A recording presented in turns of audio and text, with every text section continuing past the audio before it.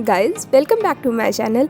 दोस्तों आज की इस वीडियो में मैं आप सबको राजस्थान के उत्तर पूर्वी भाग में स्थित सीकर के श्री खाटू श्याम जी मंदिर की यात्रा पे लेके चलने वाली हूँ।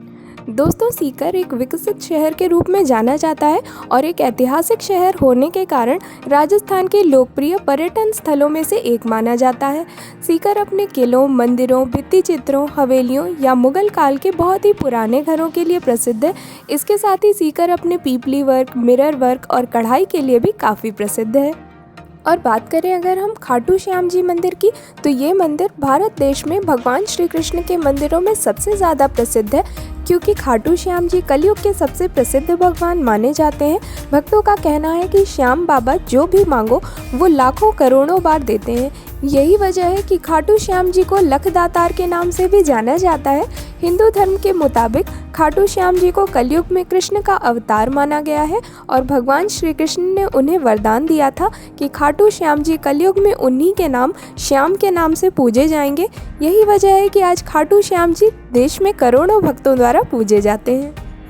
इस मंदिर के बारे में ऐसा बताया जाता है कि खाटू श्याम जी का ये मंदिर महाभारत काल में बना था। इस मंदिर का इतिहास भी महाभारत की लड़ाई से जुड़ा हुआ है। तो दोस्तों अगर आप भी श्री खाटू श्याम जी मंदिर के दर्शन की यात्रा पे जाना चाहते हैं तो ये वीडियो बिल्कुल आप ही के लिए है, क्योंकि इस एक ही वीडियो में मैं आपको सारी इन्फॉर्मेशन दे दूंगी, जैसे कि आपको वहाँ तक कैसे पहुँचना है, वहाँ कहाँ रुकना है, खाने पीने की वहाँ क्या सुविधा मिलने वाली है, आपको वहाँ दर्शन किस तरह करने हैं, इस यात्रा में आपको कुल कितने दिन का ट्रिप प्लान करना होगा, कौन सा सबसे अच्छा समय रहेगा इस यात्रा के लिए, और इस सब के साथ वीडियो के एंड में आपको ये भी बताऊंगी कि इस यात्रा में आपका कुल खर्चा कितना आ जाएगा। तो दोस्तों ये सारी जानकारी लेने के लिए बने रहिए हमारे साथ इस वीडियो में। और अगर आप मेरे इस चैनल पर नए हैं तो चैनल को जल्दी से सब्सक्राइब कर लीजिए, साथ ही बेल आइकन को प्रेस करना बिल्कुल मत भूलिएगा, जिससे आपको हमारे आने वाले वीडियोज़ की नोटिफिकेशन मिलती रहे, क्योंकि मैं आप सबके लिए यात्रा संबंधी इसी तरह की इन्फॉर्मेटिव वीडियोज़ लेके आती रहती हूँ। तो चलिए अब बिना देर किए हुए जल्दी से स्टार्ट करती हूँ वीडियो को। और सबसे पहले आपको बताती हूँ कि आपको श्री खाटू श्याम जी मंदिर तक पहुँचना कैसे है। सो गाइज़ आप फ्लाइट, ट्रेन या बस में से किसी भी विकल्प का चुनाव करके यहाँ तक आ सकते हैं। तो दोस्तों अगर आप फ्लाइट से आ रहे हैं तो यहाँ का निकटतम हवाई अड्डा जयपुर इंटरनेशनल एयरपोर्ट है, जहाँ से खाटू श्याम जी मंदिर की दूरी लगभग 95 किलोमीटर की है। और आपको एयरपोर्ट के बाहर से ही काफ़ी सारी टैक्सीज़ मिल जाएंगी जो कि आपको मंदिर परिसर तक पहुँचा देंगी।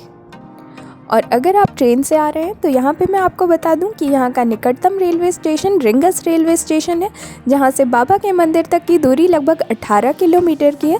लेकिन ऐसा हो सकता है कि आपको आपके शहर से रिंगस रेलवे स्टेशन तक के लिए डायरेक्ट ट्रेन ना मिले। उस केस में आपको परेशान होने की बिल्कुल भी ज़रूरत नहीं है, क्योंकि उस केस में आप यहाँ के दूसरे नियरेस्ट रेलवे स्टेशन पर आ सकते हैं, जो कि जयपुर रेलवे स्टेशन है। और रेलवे स्टेशन के बाहर से ही आपको काफ़ी सारी टैक्सीज़ मिल जाएंगी जो कि आपको मंदिर परिसर तक पहुँचा देंगी। लेकिन दोस्तों अगर आप बस से आना चाहते हैं तो यहाँ पे मैं आपको बता दूं कि जयपुर रेलवे स्टेशन से ठीक 1 किलोमीटर की दूरी पर आपको जयपुर का सिंधी कैंप बस स्टैंड देखने को मिल जाएगा, जहाँ से आपको खाटू श्याम मंदिर तक के लिए काफ़ी सारी बसेस मिल जाएंगी। यहाँ पे आपको प्राइवेट और सरकारी दोनों तरह की बसेस मिल जाएंगी, जिनका किराया 80 से 100 रुपये के बीच होगा। इसके अलावा दोस्तों अगर आप दिल्ली से बाई रोड अपनी खुद की गाड़ी से खाटू श्याम जी के मंदिर के लिए आ रहे हैं तो आपको यहाँ पहुँचने में लगभग 4.5 से 5 घंटे का समय लगेगा। और यहाँ रोड्स की कंडीशन काफ़ी अच्छी है। चलिए दोस्तों अब यहाँ पहुँचने के बाद सबसे पहले आपको अपने रहने के लिए एक होटल देखना है। तो मेरा सजेशन आपको ये रहेगा कि आपको अपना होटल मंदिर परिसर के आसपास देखना चाहिए। मंदिर से 1 किलोमीटर के रेडियस में आपको काफ़ी सारी धर्मशाला और होटल देखने को मिल जाएंगे। और बात करें अगर हम इनके कॉस्ट की, तो धर्मशाला यहाँ पे आपको 300 से स्टार्टिंग करके 600-700 तक के बीच मिल जाएगी। वहीं अगर आप होटल लेना प्रेफर करते हैं तो उसकी कॉस्ट आपको 500 से स्टार्टिंग करके 1000-1200 तक के बीच मिल जाएगी। और बात करें अगर हम यहाँ खाने की, तो यहाँ खाने पीने की आपको किसी भी तरह की कोई समस्या नहीं आने वाली है, क्योंकि यहाँ मंदिर परिसर के पास आपको काफ़ी सारे रेस्टोरेंट्स देखने को मिल जाएंगे, जिनमें आपको 60 रुपये से स्टार्टिंग करके 100 रुपये तक के बीच वेज थाली आराम से मिल जाएगी। और दोस्तों अब आपको लिए चलते हैं श्री खाटू श्याम जी के मंदिर की तरफ और आपको बताते हैं कि आपको यहाँ दर्शन कैसे करने हैं। तो दोस्तों यहाँ मंदिर में काफ़ी चौड़ा रास्ता और बैरिकेडिंग वगैरह बनाई गई है, जिससे मंदिर में भीड़ बढ़ने पर भक्तों को किसी भी प्रकार की असुविधा ना हो, इस बात का विशेष ध्यान रखा गया है। इसके अलावा मंदिर परिसर के आसपास आपको काफ़ी सारी दुकानें देखने को मिल जाएंगी, जहाँ से आप फूल प्रसाद वगैरह ले सकते हैं और अपने जूते चप्पल वहाँ उतार सकते हैं।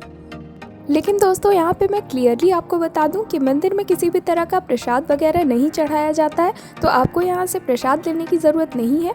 इसके स्थान पर बाबा के भक्त मंदिर में उन्हें गुलाब के फूल और मोरपंख अर्पित करते हैं, तो आप वो ले सकते हैं यहाँ से। इसके बाद आपको लाइन में लग के जयकारा लगाते हुए श्याम बाबा के दर्शन करने हैं। और जैसा कि मैंने आप सबको बताया कि खाटू श्याम जी का मंदिर महाभारत काल में ही बनकर तैयार हो गया था। यहाँ पर भगवान श्री कृष्ण खाटू श्याम बाबा के रूप में स्थापित हैं। मंदिर की स्थापत्य कला बहुत ही ज़्यादा समृद्ध है। मंदिर में खाटू श्याम की मूर्ति उनके सिर के रूप में है, जो कि खाटू गांव के कुंड में दबा मिला था। और यहाँ पे मैं आपको बता दूं कि ये पूरा मंदिर लाइम मोर्टार, मकराना संगमरमर और टाइल्स से निर्मित है। यहाँ पे आपको एक प्रार्थना हॉल देखने को मिल जाएगा, जिसे जगमोहन के नाम से जाना जाता है। इस हॉल की खास बात यह है कि इसकी दीवारों पर पौराणिक दृश्य चित्रित किए गए हैं और खाटू श्याम जी के मंदिर के प्रवेश द्वार और निकास द्वार संगमरमर से बने हुए हैं।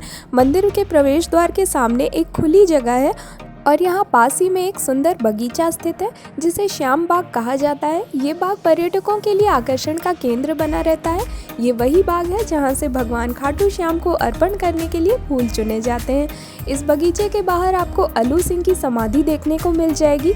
इसके अलावा मुख्य मंदिर के दक्षिण पूर्व में आपको गोपीनाथ मंदिर देखने को मिल जाएगा। आप वहां भी जाकर दर्शन पूजन कर सकते हैं। इसके साथ ही यहाँ पास में गौरी शंकर मंदिर भी बना हुआ है और यहाँ पे मैं आपको बता दूं, गौरी शंकर मंदिर से जुड़ी एक कहानी भी काफ़ी मशहूर है। कहा जाता है कि मुगल सम्राट औरंगजेब के कुछ सैनिक इस मंदिर को नष्ट करना चाहते थे। उन्होंने इस मंदिर के भीतर भालों के साथ शिवलिंग पर हमला बोला, तभी शिवलिंग से खून की धारा बहने लगी। तब सैनिक वहाँ से भाग गए और आज भी आपको यहाँ की शिवलिंग पर भालों के निशान साफ साफ देखने को मिल जाएंगे। और दोस्तों यहाँ पे मैं आपको बता दूं कि खाटू श्याम जी का ये मंदिर खाटू गांव के शासक राजा रूप सिंह चौहान और उनकी पत्नी नर्मदा कंवर द्वारा सन 1027 में बनवाया गया था। पौराणिक कथा के अनुसार एक बार राजा रूप सिंह को सपना आया, जिसमें उन्हें खाटू के कुंड में श्याम का सिर मिलने के बाद उनका मंदिर बनवाने के लिए कहा गया था। तब राजा रूप सिंह ने खाटू गांव में खाटू श्याम जी के नाम के मंदिर का निर्माण कराया। लेकिन इसके बाद सन 1720 में एक मशहूर दीवान अभय सिंह के द्वारा इसका पुनर्निर्माण कराया गया। एंड गाइज, इसी के साथ ही यहाँ पे मैं आपको खाटू श्याम जी के बारे में थोड़ी जानकारी देना चाहूँगी, क्योंकि आप में से ऐसे बहुत से लोग होंगे जिनको खाटू श्याम के बारे में उतनी जानकारी नहीं होगी। तो उनकी जानकारी के लिए मैं बता दूं कि श्याम बाबा की पूरी कहानी महाभारत से शुरू होती है और पहले खाटू श्याम जी का नाम बर्बरीक था। वे गदाधारी भीम और नाग कन्या मौरवी के पुत्र थे। उन्होंने भगवान शिव की घोर तपस्या करके 3 बाण प्राप्त किए थे। ये तीनों बाण उन्हें तीनों लोकों में विजयी बनाने के लिए काफ़ी थे। एक बार उन्हें पता चला कि कौरवों और पांडवों के बीच युद्ध हो रहा है, तो उन्होंने भी युद्ध में शामिल होने की इच्छा जताई और उन्होंने अपनी माता से आशीर्वाद लेते हुए उन्हें ये वचन दिया कि वे हारे हुए पक्ष की ओर से युद्ध लड़ेंगे। जब श्री कृष्ण को इस वचन का पता चला तो उन्होंने बर्बरीक की परीक्षा ली और जब उन्होंने ये सुनिश्चित कर लिया कि वे जिस भी पक्ष से लड़ेंगे जीत उसी पक्ष की होगी, तब उन्होंने बर्बरीक को रोकने के लिए एक ब्राह्मण का वेश धारण किया और उनसे दान मांगा और दान में उन्होंने बर्बरीक का सर मांगा। बर्बरीक ने उन श्री कृष्ण के चरणों में अपना सर काट कर रख दिया और उनसे आखिरी इच्छा व्यक्त की। उन्होंने कहा कि वे महाभारत का युद्ध अंत तक अपनी आंखों से देखना चाहते हैं। श्री कृष्ण ने उनकी इच्छा स्वीकार करते हुए बर्बरीक के सर को युद्ध वाली जगह पर एक पहाड़ी के ऊपर रख दिया, जहाँ से बर्बरीक ने अपनी आंखों से अंत तक महाभारत का युद्ध देखा। और युद्ध के बाद पांडव इस बात पर लड़ने लगे कि युद्ध में जीत का श्रेय किसको जाता है। तब बर्बरीक ने कहा कि श्री कृष्ण के कारण वे युद्ध जीते हैं। भगवान श्री कृष्ण बर्बरीक के इस बलिदान से बहुत प्रसन्न हुए और उन्हें कलयुग में श्याम के नाम से पूजे जाने का अनमोल वचन दिया। तो दोस्तों, आपको भी यहाँ खाटू श्याम मंदिर में एक बार दर्शन करने के लिए ज़रूर आना चाहिए। और इसी के साथ खाटू श्याम जी के मंदिर के पास एक पवित्र तालाब भी बना है, जिसका नाम है श्याम कुंड।